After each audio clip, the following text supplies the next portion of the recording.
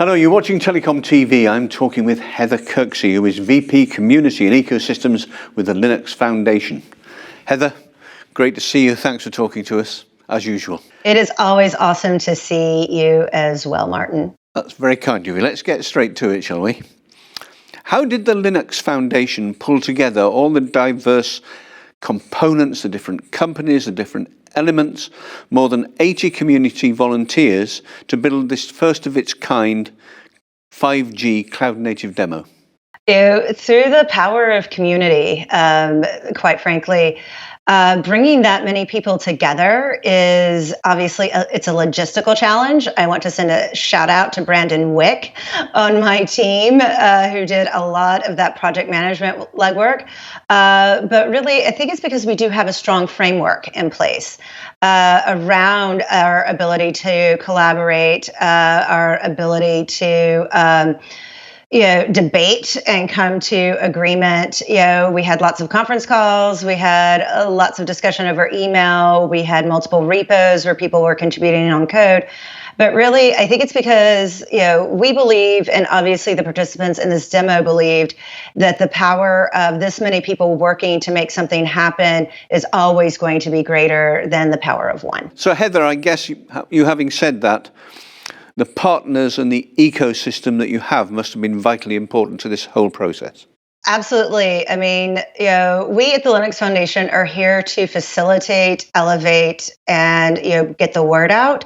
The people who really built this demo were all of those 80 volunteers and all of those developers at all of those member companies who are trying to figure out how to build the network of the future. And the fact that they were able to do so in such a short amount of time and doing so much coordination and collaboration across multiple continents and networks was truly extraordinary. Heather, traditionally the global telecoms industry has been, what should we say, as stately as a galleon making its way across the face of the planet. Do you think things are changing and speeding up with the development of cloud native strategies? Yeah. And first of all, I just want to say there's nothing wrong with being a stately galleon unless you run into an iceberg. I do think that the digital telecom industry is having to speed up. And I think it's because, everyone around them is speeding up.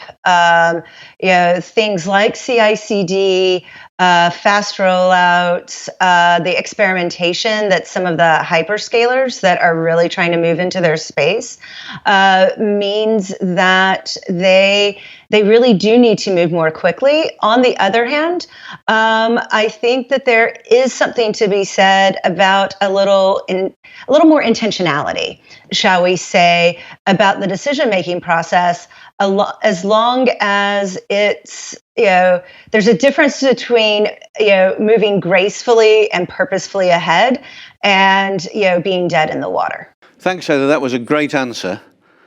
Moving on, what advice would you give to new to cloud native network operators to enable them to take advantage of the technology whilst developing their own strategies for 5G and next generation networks? So I'd answer that in three parts. One, do not make the mistake of using containers as yet another proxy for traditional telecom devices.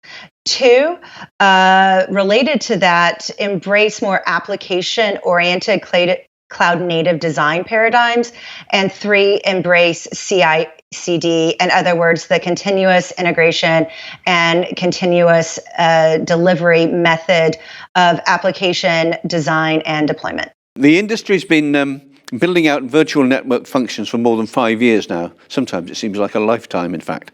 What effect will the arrival of cloud-native network functions have on the continuing evolution of VNFs, do you think? Yeah, related to my last answer, I think it's that sort of even more paradigm shift. We tended to treat VNFs as though they were just software-based devices.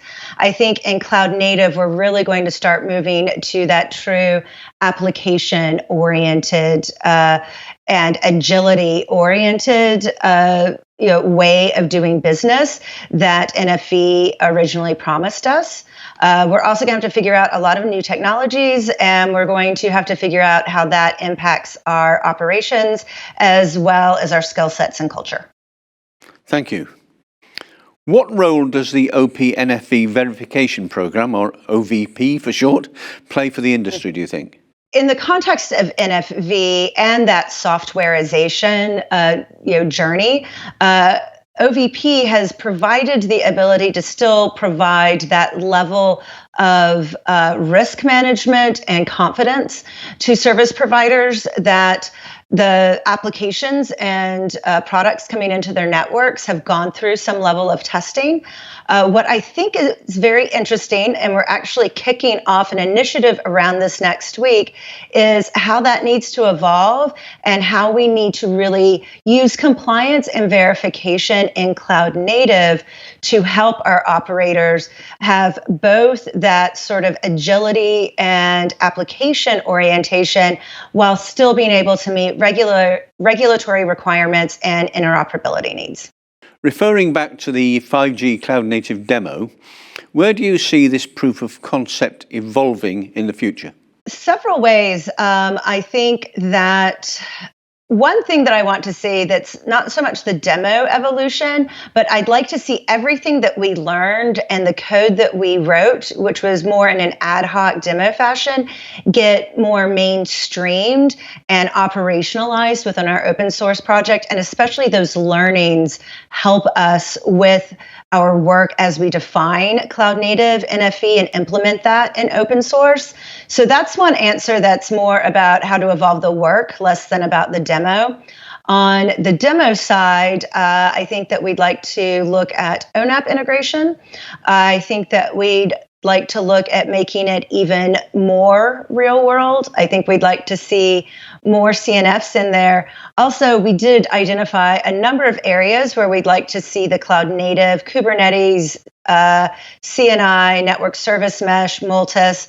Those are all projects within CNCF, the Cloud Native Computing Foundation. I'd like to see those upstream changes be integrated and like to see us sort of show how we're able to go from A to B with that new code that the entire cloud native community has developed in partnership with us. Good answer. Just one thing to add to that. This is the last question, which is this. What would you like to see built using what you've just been talking about, the ideas, the components, the frameworks and everything? What do you think should come next? What would you like to see?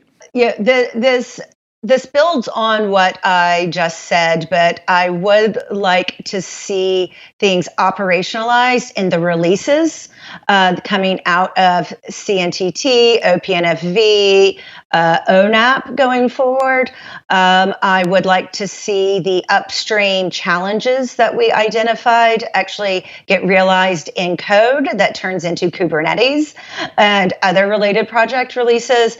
And then honestly, I would love sort of all of that that's more in mainline code start getting adopted and deployed in actual literal production 5G networks for the worldwide global operators. Excellent. Great stuff as usual. Heather Kirksey, thank you so much. Thank you, Martin.